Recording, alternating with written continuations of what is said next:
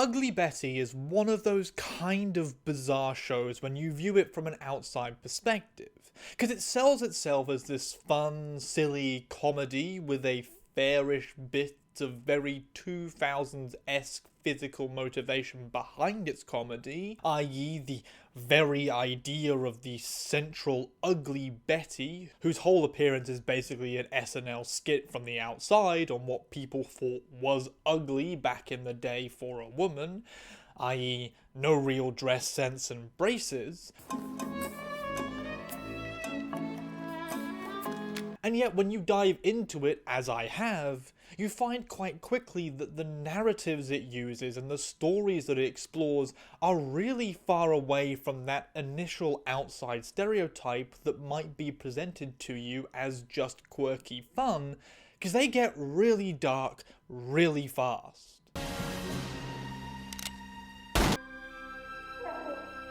And one place that the darkness of Ugly Betty is present in is within the trans story that it explores through the character of Alexis Meade, the initially absent sister who was presumed dead due to having faked her own death in a skiing accident and caused a lot of the family trauma for her brother and mother, and less so her father, and who we initially see a lot of as the mysterious woman in bandages. You do realize that once I hand over the money, we need to be ready for an immediate takeover. Before it then gets revealed that the character is the transgender sister who transitions during that whole pretending to be dead bit, and returns to the series to try and steal the fashion magazine business from her brother, and do whatever it takes to bring down the father that she hates. It, of course, is a lot more complex than that simple summarization, and involves a lot of random-ass side stuff that goes into a bunch of different stories, such as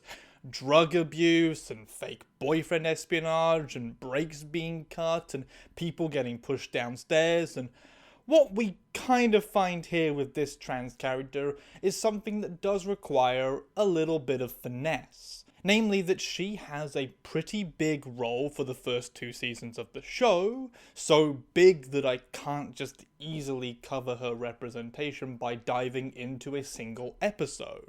But also, I can't and shouldn't go through every single moment that she appears in with you, because that isn't helpful either. At a certain point, examples become excessive and just distract from the point.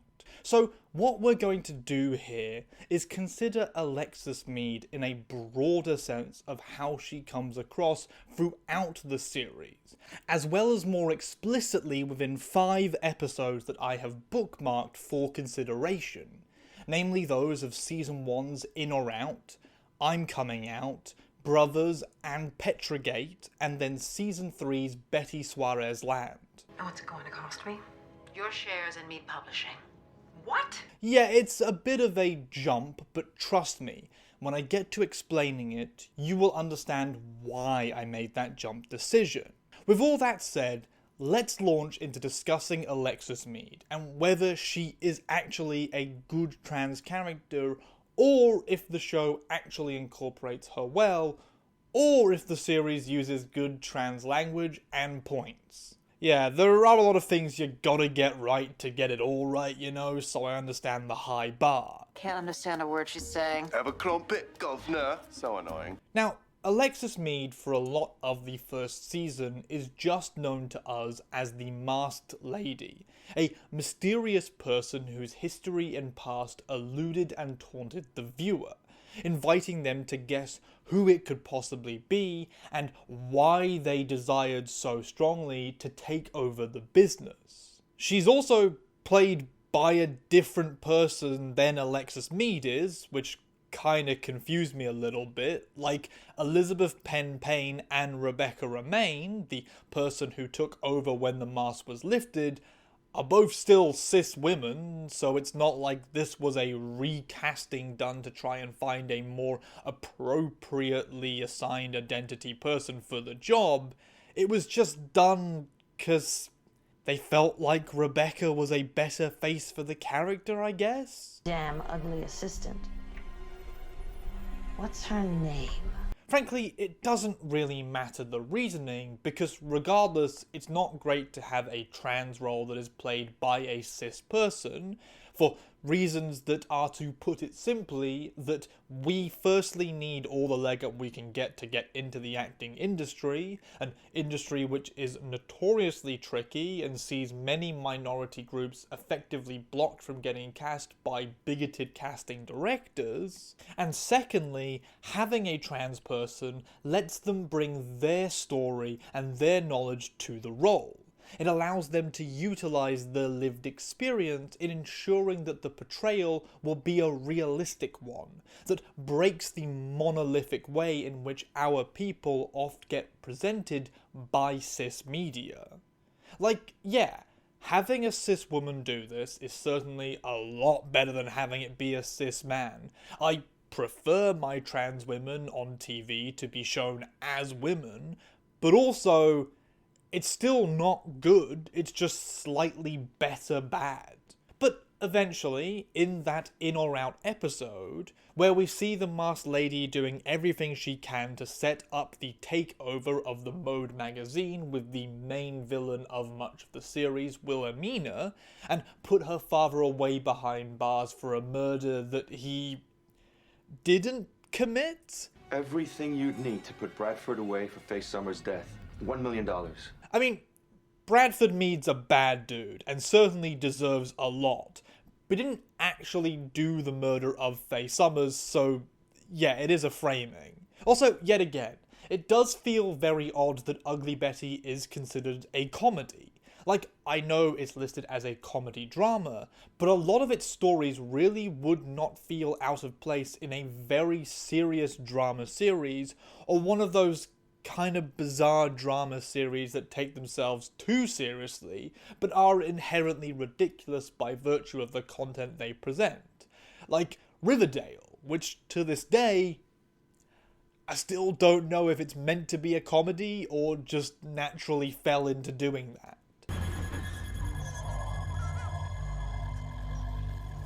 It's not the point of this video, but watch Riverdale. It's fantastic. See, there's only one of you, but we are Legion. Regardless, in or Out, we eventually see the masked lady getting revealed in this episode, with a few hints along the way to remind us of the fact that the Meade family has lost a son already, and how strict the family is, and setting up the necessary elements to have the shock reveal feel earned when the masked lady turns out to be none other than... I never do. An attractive lady who we've never seen before. Okay, yeah, this is a reveal that requires a little bit more time to sink in. That little bit more time being Wilhelmina just straight up saying how the skiing accident paid off while Alexis admires her body in the mirror, before dead-naming her with the correction that she will no longer go by Alex, but by Alexis. And that's the twist for the end of the episode. It's Alexis now. Okay, I want to address quickly here two things. The first being that yes, this does set up some initial concerns around the way that oftentimes trans women especially do get portrayed as merely transitioning for the purpose of committing crimes and doing dastardly deeds undercover, a spin on the old deceptive perception of us as a group, a concern that I do think is fair to have considering the time period, but I want to assert here that Ugly Betty does diffuse that pretty heavily. I will have my criticisms of Alexis Meade as a trans character down the line, but she is at least generally presented to us as a person who transitioned because she identifies as a woman and wanted to realize that primarily. All the underhanded villain shit is stuff that she would have done regardless of being trans or not, and is not within the show automatically tied to her trans status.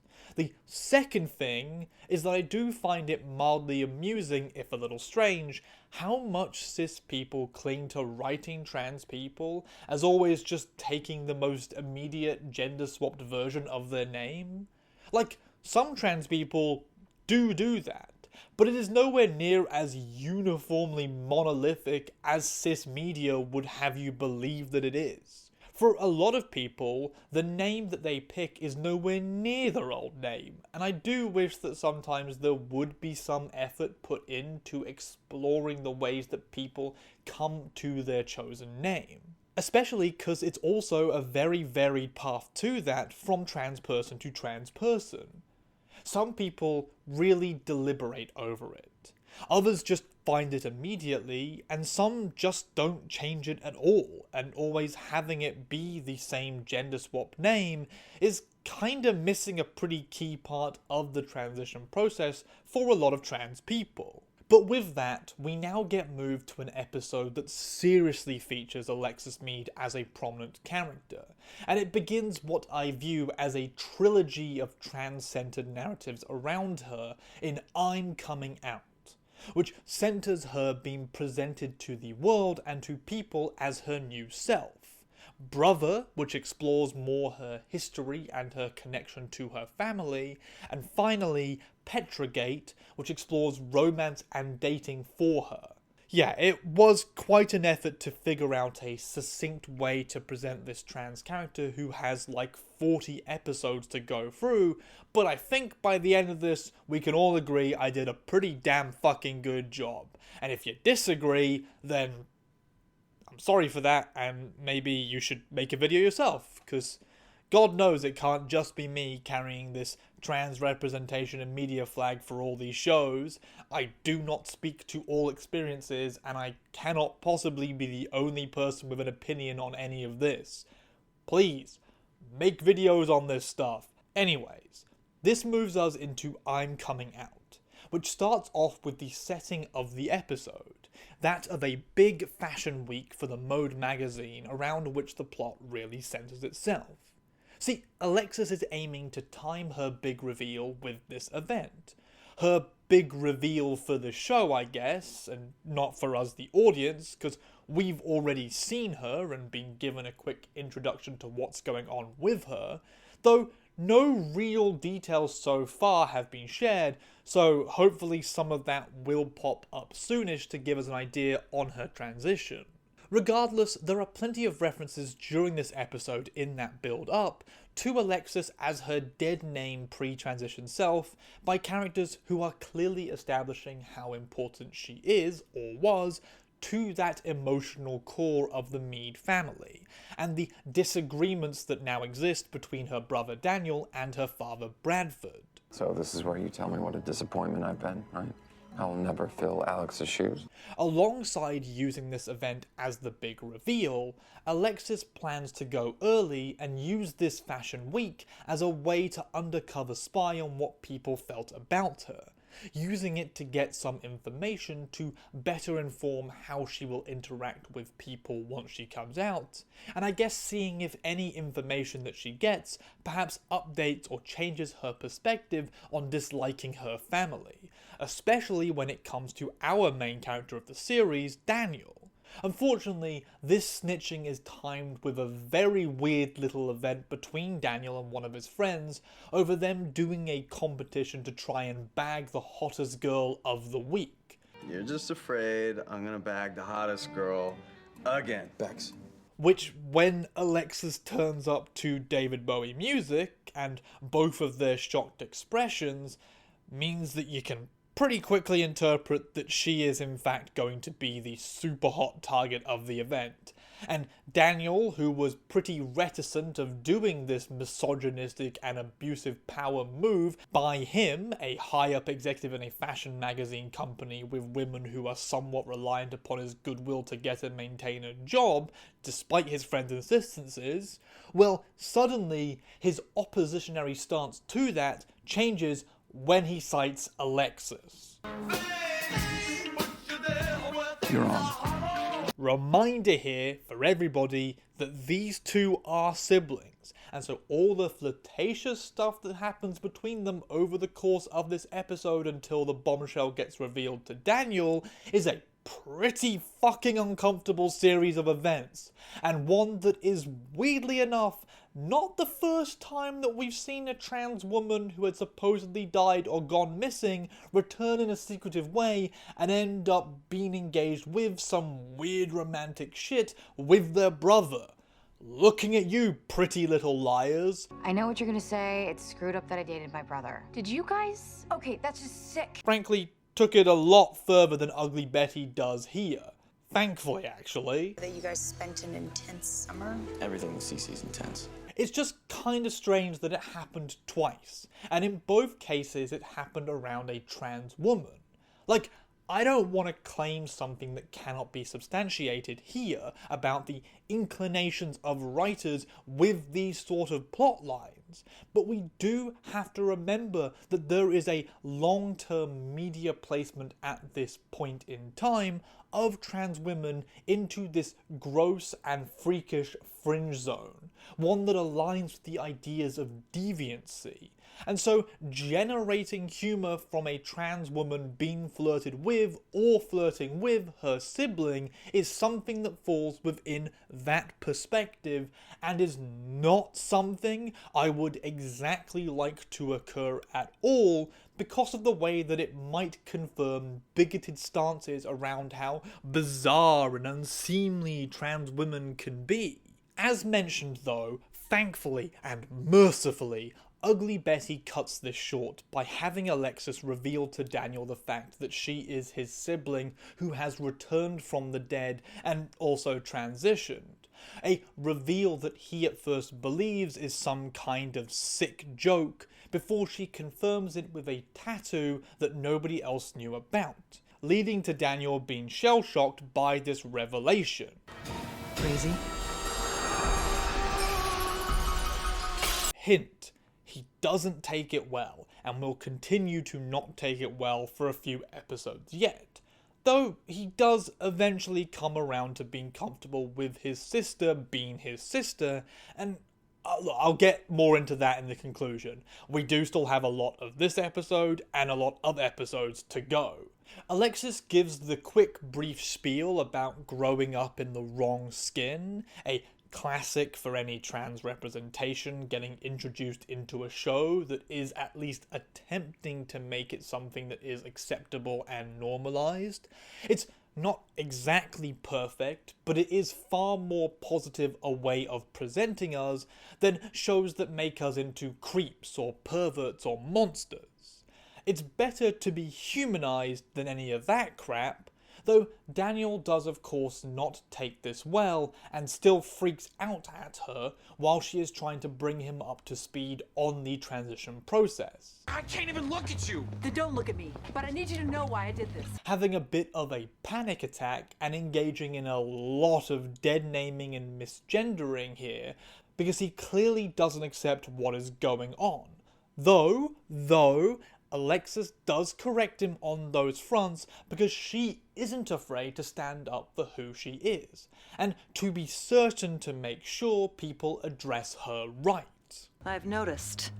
Nobody's moved on, Alex. It's Alexis. I kinda like Alexis, honestly. I've quite quickly come round on the character as someone who seems very self-assured and possessed and like she knows who she is and is just waiting for everyone else to catch up to that.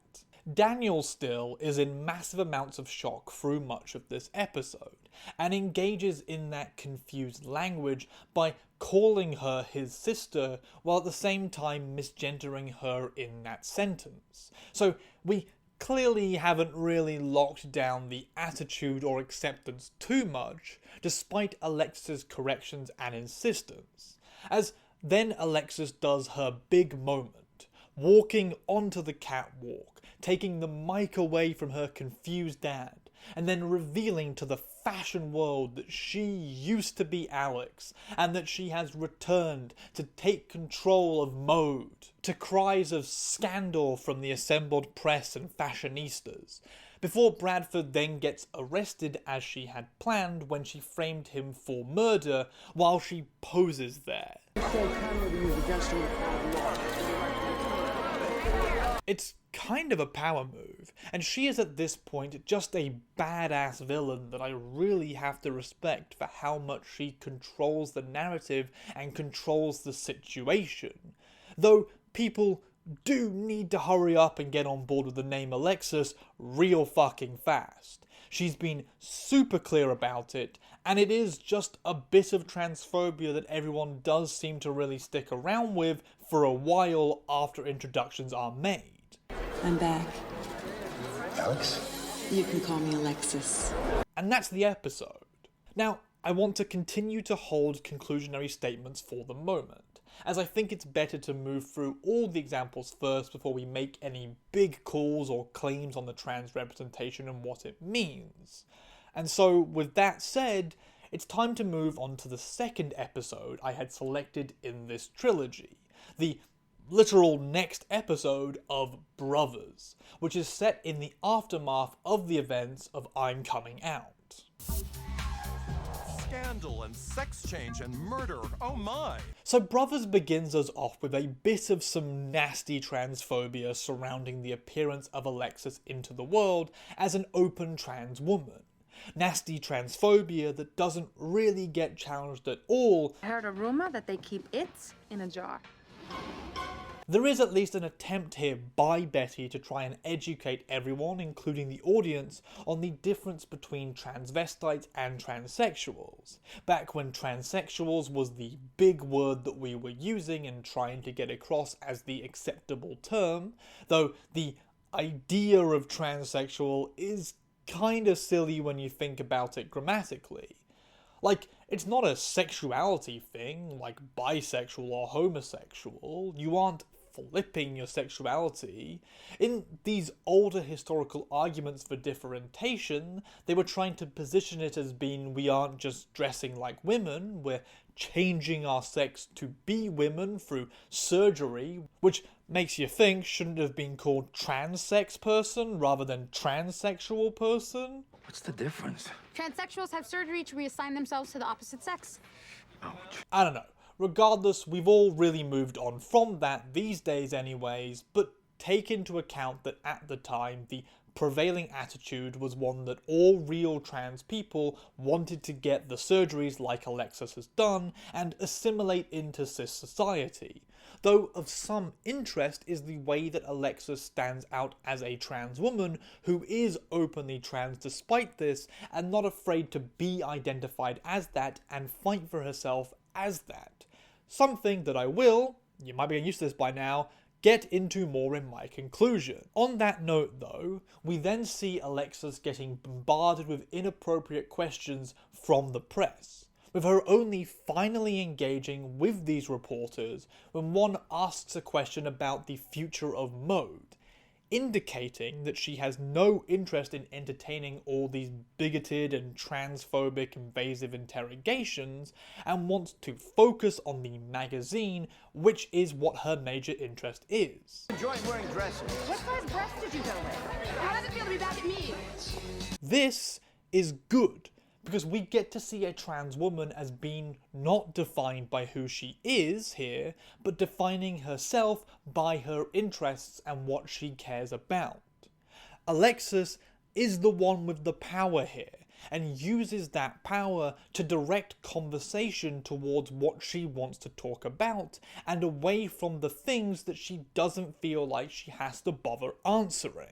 Bradford engages in some more misgendering meanwhile in conversation with Daniel, before Betty gets info dumped on by Alexis in an elevator they are both awkwardly sharing, when Alexis clearly gets sick of Betty constantly sneaking looks at her, and just tells Betty everything that she presumes a cis person wants to know about the surgeries and the process. Okay, let's just cut to it. They soften the jaw, slim the nose, lower the hairline, shave the Adam's apple. Despite the context, I do like the attitude here. It's one of tired aggression about the expectations of those around her, and one that doesn't see her just act as a conduit for education, but as a person who is fucking over dealing with this crap already and just wants to move past it so they can get to the thing that she really cares about, i.e., taking over that damn magazine and maybe becoming a bit of a sympathetic villain of sorts. There is, though, a nice moment here of bonding between Betty and Alexis over the shared way that they both deal with facial hair issues. Something that is good to see because it at least works within the framework that cis women can also have facial hair problems, and that this isn't just one of those things that only trans women have a nightmare with. And so it's nice to see that there is a commonality there between members of this overlapping group. A commonality that encourages us in the audience to see them in a similar light despite certain differences. Because I have to bleach all the time and it is such a pain. This positivity immediately runs into Daniel being transphobic as hell about not having a sister, and then deciding to fight Alexis on her becoming the company head by arguing that she isn't the Alex that is defined on the legal papers from their father anymore, and so has no right to inherit stuff linked to that name, which is, yeah, it's continued transphobia, but I think we're meant to see this as Daniel lashing out and fighting back against a sibling who has just recently come back from the dead as a trans woman and is now attempting to take control of the company that he has been involved in running after she put their father in prison. To which, what I'm saying is that while I don't like Daniel's transphobic attitude during all of this, I'm not unsympathetic to the pretty crazy situation that is going on for him within this narrative framework. I have no interest in understanding Alexis Meade. Betty, working as our positive role model here within the story, does her best to try and get Daniel on board with his sister being his sister, an attempt that is unsuccessful and then gets interrupted by Betty's dad turning up to Meade and calling Alexis a she-male and pulling out a camera because he was going to try and get a picture of her, which is... And I was hoping to get a look at the she-male. Dad! Jesus fucking Christ, that's not okay. That's not okay in any possible sense of the word or idea. Betty does act shocked by this, but doesn't really challenge her father much on what the fuck he was gonna do here, before we're quickly shuffled off to the next scene. A scene involving Daniel interacting with his mother Claire, who has been basically absent much of the show, living in a drunken stupor since she thought that her eldest child had died, and we see that his mother is supportive of Alexis, and doing her best to try and engage with her as a woman, which shocks Daniel as he learns that his mother is willing to be on board with it if it lets her keep her child around, and also that she doesn't really seem to care a huge amount about her husband being put in jail. Dad is in prison. You have not gone to see him yet. He won't be there for long. I mean, that bit's no surprise to us to learn that people around him hate Bradford, dude fucking sucks, but Daniel does seem a bit shook by it all. Claire also shows us a bit of that misgendering, which leads into a correction from herself on it. Something that is encouraging for the cis people watching to learn from and to see happen. I have him back. Her. This all continues for a bit longer.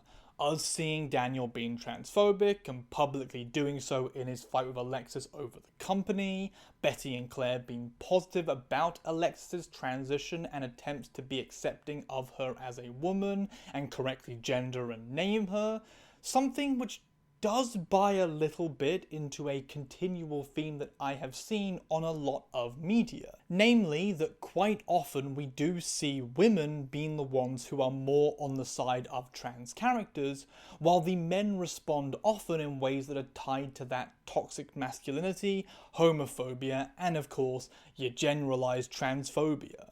I'm sure this is something that I will consider in depth more at a future point, but it's just interesting as of right now how often that comes up as a scenario. Anyways, Betty tells Claire to use the children's love for her as a way of getting them to interact and open up to each other, leading to Claire running away to Coney Island, where the family used to go on vacations when Alexis and Daniel were younger, and the two then have to work together to track her down, leading to this big forced conversation and confrontation in the middle of the bumper cars. Well,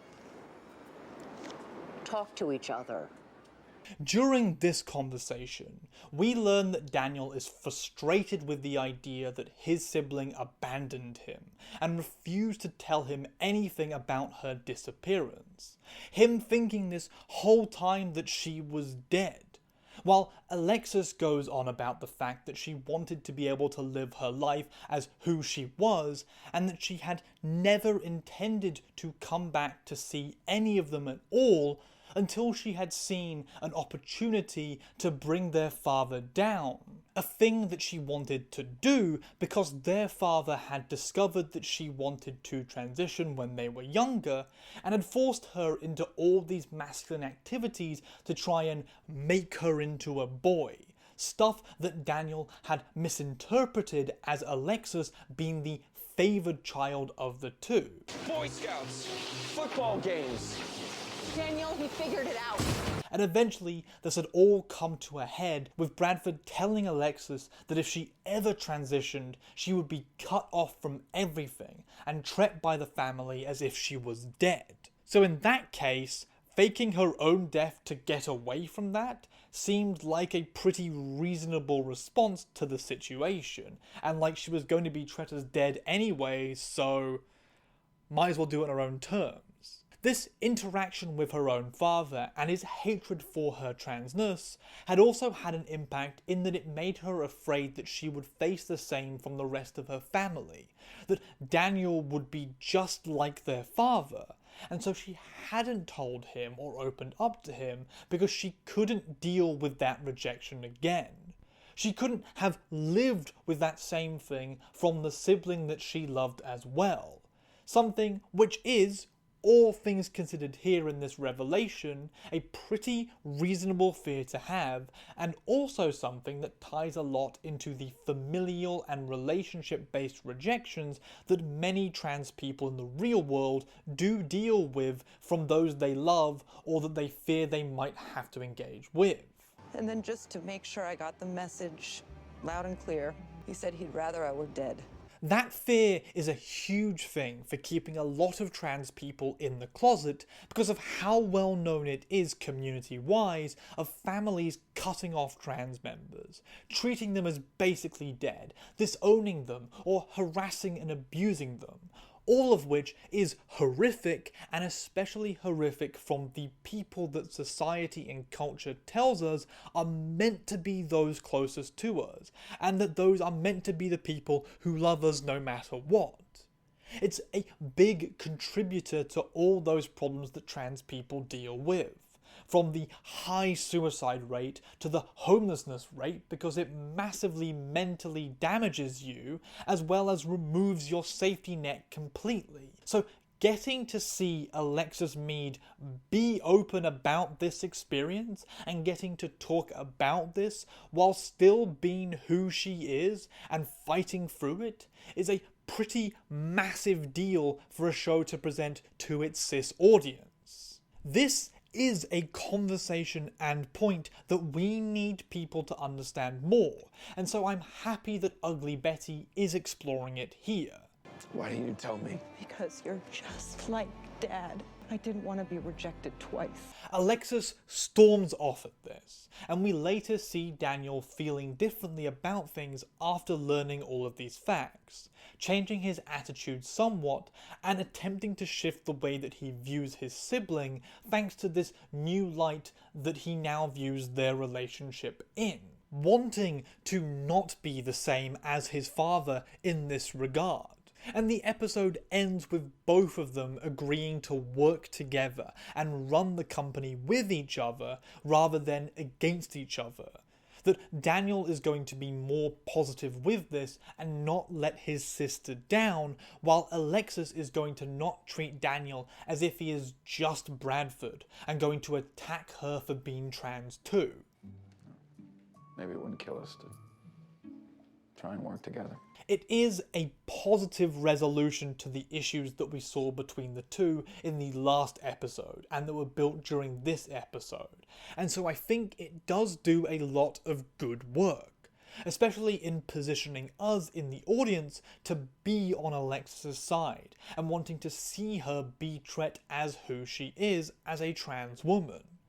But before we resolve things ourselves on this video, there is one final major episode that I want to go over, and that is Petrogate, which deals with the idea of trans women and dating, doing so in a, frankly, pretty weird way, all things considered.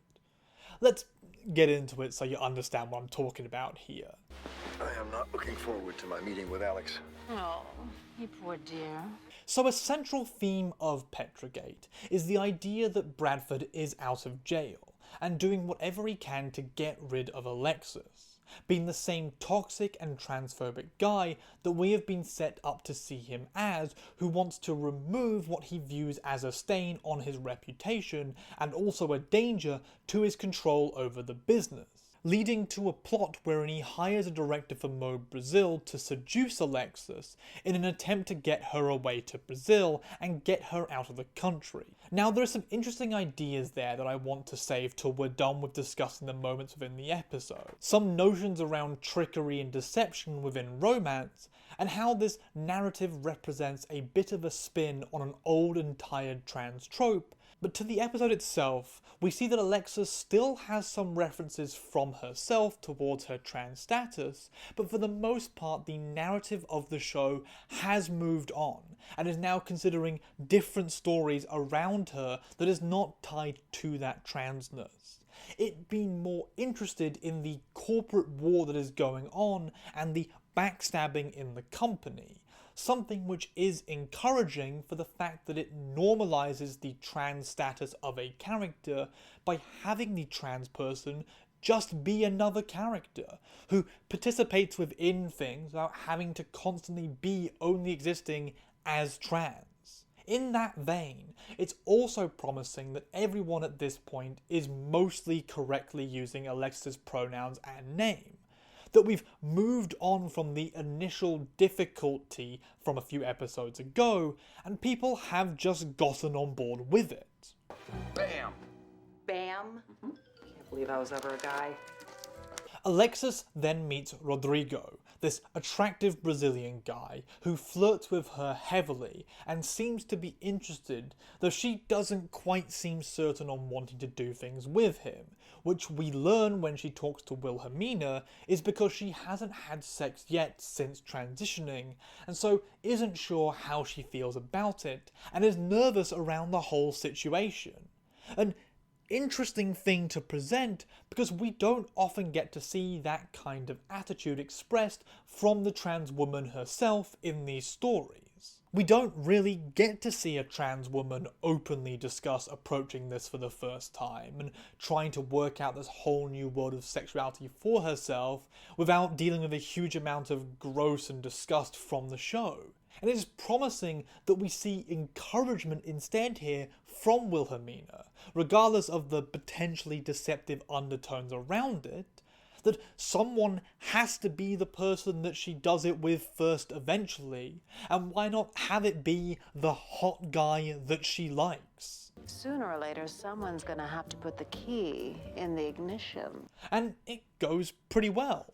She begins attempting to talk to him about the fact that she is trans, wanting to disclose that facet before they do anything so that he doesn't feel surprised by it, something which does make sense for her in this position in regards to a lot of the safety concerns trans women have around cis men and them feeling shocked in the moment by such a status, leading to violence or abuse. And we find that Rodrigo is well aware of this heavily reported upon element within the fashion world, seeing as Alexis came out very publicly while her father was getting arrested in the middle of a filmed fashion week, so... I mean, yeah, it makes sense that someone who is immersed in the industry at all would be aware of that. And we find from Rodrigo that he does not see her as anything but who she is now, and that she is an attractive woman that he is interested in. This progresses to the two having sex rather than going on the date, and everything seems to be going smoothly and great. Alexis had a wonderful time during it. Wow, that was worth becoming a woman for. And then you remember that bit I mentioned at the beginning, that Rodrigo was hired by Bradford to take Alexis away from America and to keep her in Brazil with, I guess, good sex. A plan that relied upon him continuing to sleep with her and lie to her, and... I mean, it throws almost every nice thing about this situation straight into the bin, and really makes you question what parts of this are Rodrigo been accepting, and what parts are him doing it because the big evil boss guy has told him to do it and is paying him. I know you were on the phone with my father. Oh, I'm always just business. And eventually Alexis finds this truth out for herself a few episodes later in Secretary Day, and upon discovering it, attacks Rodrigo and kicks him out of the house before then committing to murdering her father for trying to do this to her, and tricking her in this very mean and cruel-hearted manner that seems to strike at the very heart of a lot of sexual manipulation, and taking something which should have been a fun and exciting new exploration for her and turning it into just another part of the corporate espionage war between them. Having Rodrigo lure Alexis out of the country was a brilliant idea. However, it is worth noting that this entire storyline is not one that is necessarily super dependent upon Alexis being trans. Like, her reticence to do stuff with Rodrigo is inspired by that, sure, but ultimately what Bradford planned here is something that could very easily have happened to a cis child as well, and the cruelty of it is a deception and lying that is cruel regardless of the identity of who is involved in it, if that makes sense. You get her out of the country and you'll have everything you ever wanted. It's only a matter of time. I mean, the whole thing is designed to make us realize how much Bradford sucks and keep hammering that home, and how justified everyone in the show is for hating him and going after him and wanting to see him removed, and the trans stuff is merely set dressing because Alexis is involved in the story. Also, before we move on from the episode, I do want to briefly mention the fact that there is a really awkward part of Petrogate where Daniel is talking about wanting to get some girls from the Trump party after almost getting caught in an underage sex scandal himself, telling Betty that surely all those girls were adult-aged women that there shouldn't be any issue with, and like... I'd like you to call those girls I met at Trump's party, see if they want to hook up later tonight. Yikes. Considering all the recent years of development news around Trump on that sort of front, yikes. Regardless, there is one final moment I wish to talk about here as a capstone on this entire representation, and that is the final scene in which we see Alexis within Betty Suarez land, when she is basically shuffled off out of the show after it is revealed that she had a kid with someone in Paris that Daniel thought was his, but it was actually Alexis's, and also she is in trouble for pushing one of Betty's friends down the stairs for... who's been charged with helping Wilhelmina Slater's surrogate down a pesky flight of stairs. Well, for a few reasons that don't really have much relevance to the trans stuff, honestly. It's a bunch of bizarre Wilhelmina surrogacy, pregnancy bullshit that is complicated stuff, and the whole thing leads to her saying her goodbyes to Daniel and Claire, getting on a plane, and then vanishing from the show. Never to be seen again, despite saying that she will be back at some point. You won't. I'll be back. I promise. I mean, she gets mentioned here and there, but is not actually further included in physicality, and so it's a kind of sad end for this trans character. I mean, nicer than others like death or prison, but it still sucks to see this strong, independent trans woman with plenty more opportunity for story and representation just get removed because the writers didn't really care to do more stuff with her, or the production company was sort of over it. And that's it for Alexis Meade. Provence is beautiful this time of year. My flight leaves in an hour. Now, with our conclusion here, there are two things that I need us to consider, and that are of importance to answer. The first is how good was the trans representation in Ugly Betty, and the second is who was responsible for it, and how much does that tie into it. On that first question, I would say that this is overall a pretty positive series of representation, but with a few flaws. The trans character is often presented in a way in which us, the audience, are on her side or are meant to be enjoying her presence, and at no point are we given an indication to be grossed out or disgusted by her. Instead, it taking great pains to make it very clear that she is attractive and dominant and a force to be reckoned with. And when we hear the sad backstory, it garners sympathy, but it doesn't necessarily turn her into a victim and a source of pity, instead being merely a tool by which we are able to understand her motivations and actions as justified within the way that she has lived through them. He said if I went through with the surgery, I'd lose everything. The company, the money, our family. The character herself is not afraid to acknowledge her transness when it suits her to do so, but doesn't allow others to determine that for her or to be invasive with her, with the one exception of Betty, who she effectively shuts down and then connects with over ideas of shared experiences between this trans woman and cis woman. It's a hormone patch, so my mustache doesn't grow back. Really? Where'd you get that? The negatives, as far as I am concerned, come from the outdated language that is used, which is not necessarily the show's fault, and is more just indicative of the time period, and the way that a lot of characters don't really get heavily challenged on the slur words and offensive language that they say when they say them, or the misgendering and dead naming. It does get challenged at all though, which I am happy to see for a show from 2007, because the bar is so fucking goddamn low for that decade especially, but when there are issues I should still be pointing them out, you know. And this is one of those issues. I also want to quickly mention the fact that there isn't really much depth in the trans exploration of the stories and identities, which is fine because it's more just a character trait that is used for a bit of story motivation, but if you are looking for that from Ugly Betty, you're going to be sorely mistaken in that seeking.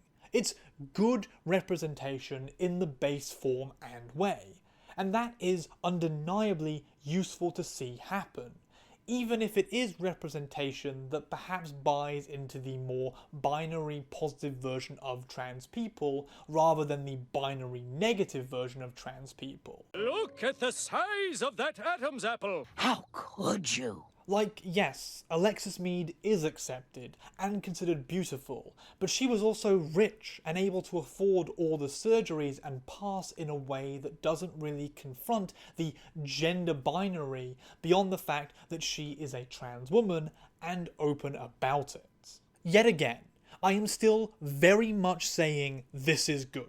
Do not take away something else from my words here about Ugly Betty. The trans representation is damn pretty. But on to the people behind it, and there are two that I want to focus on here in that discussion. The first is the adaptator of Ugly Betty to American TV, and major writer / story editor for the show throughout its entire run, Silvio Orta, who was a long-time openly gay man in the industry, and whose experience in gay theatre within New York probably had a large influence on how he was able to write and incorporate trans women in a more accepting fashion. You know, the second best thing to having trans women within your show or writing for it is to have experiences with that community that allow you to learn from them. Sadly, Silvio Orta was found dead of a self-inflicted gunshot wound in 2020, and there are not many resources that I can find involving interviewing him over the impact or his influence specifically with the trans stuff and the creation of Alexis Meade, but we do have one other person I want to discuss a bit more for that. Specifically the person who played Alexis Meade, Rebecca Romaine. Played Alexis Meade, who's a transgender, the very first transgender character in all primetime network television, as a matter of fact. Now, I've mentioned already my thoughts on how we should want trans actors in trans roles ideally, so I won't get back into that here. But Romaine was interviewed by The Independent in 2023 over her entire acting career, which included this character. Apparently, it was considered quite tricky to get this plotline off the ground at all, as the producers would not have allowed it to go through unless the creators of the show had been able to get a big cis actress like Rebecca Romaine, who was hot off X-Men at the time, linked to the role. That being the one thing which gave it the legs to go to primetime TV. There is also a lot of mention in here about how Romaine went into the character aiming to have her played much the same as any of the other strong-willed, powerful women on Ugly Betty, who were absolutely considered hot and in demand, doing her absolute best to not do anything different and have Alexis come across as a woman in every regard. She even mentions in the interview how she recognises that if the same role came up today, it should go to a trans actress to play. And thank you, someone in the industry, for agreeing with me on this. I constantly feel like I'm ringing that bell, and all of this is exactly the kind of thing that I would expect to learn based on the representation that I saw. When the people involved are doing the best they can within the confines they are forced into by corporate to make good trans characters and write them to be accepted and normalized and played to be like that too, they can succeed really well. All the other people from this time period who come out with some bullshit about it just being what things were like back then and they couldn't have possibly done better, look at this. This is an example of it being done better. You just didn't try that hard. So thanks, Ugly Betty, for that one. Thanks for proving that it can be done. At the end of the day, they're still brother and sister. And that's all that really matters. And that's the video. I hope that you enjoyed it, or that you found it to be interesting, or that at the very least it was acceptable background noise while you did something else. All of that is perfectly fine by me, and a good sign that I did my job here on YouTube right.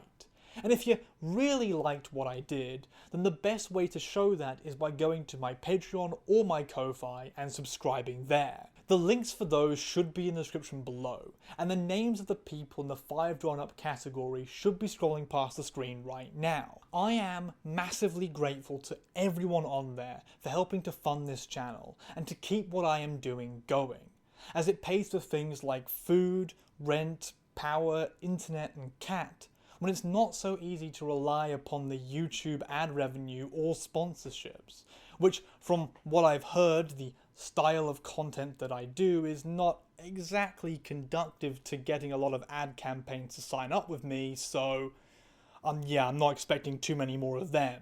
And yeah, it's very reassuring and helpful to have people supporting the channel in that financial manner. But I'm also thankful to those who support in other ways, such as sharing the videos, commenting with new ideas, and clicking on other videos that I have made.